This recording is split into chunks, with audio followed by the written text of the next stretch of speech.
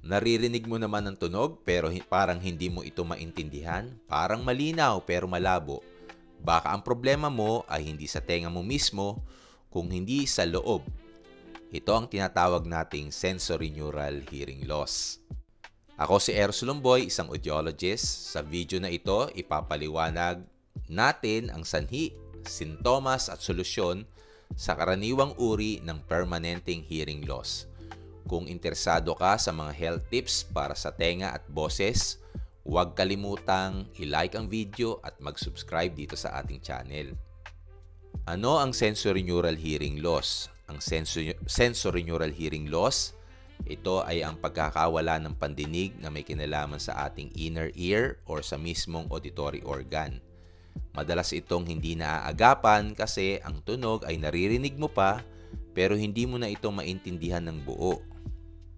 Ano-ano ba ang maposibleng dahilan ng sensorineural hearing loss? Una, nandyan yung tinatawag nating aging o pagtanda. Pangalawa, malakas na exposure sa mga ingay sa loob ng concerts, pagsuot ng headphones at sa mga construction sites. Pangatlo, side effect ng gamot. Pang-apat, syempre nandyan din yung tinatawag nating congenital hearing loss. Ano naman ang mga sintomas ng sensorineural hearing loss? Una, hirap umintindi ng salita, lalo na sa mga maiingay na lugar. Pangalawa, madalas kang nagsasabi ng ha, ano uli?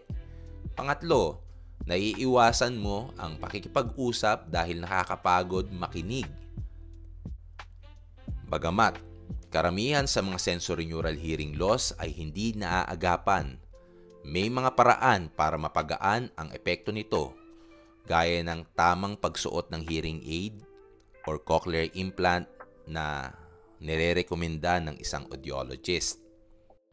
Kaya kung pamilyar ang sintomas sa iyo, huwag nang mag-atubili na bisitahin ang ating website www.eroslumboy.com at tignan ang mga nirerekomenda nating mga products sa baba. Okay? Huwag mo na rin kalimutan mag-subscribe sa ating channel dito sa Eros Lumboy Audio and Voice Information Channel para sa lingguhang mga information about your hearing and voice. Hanggang sa muli, paalam!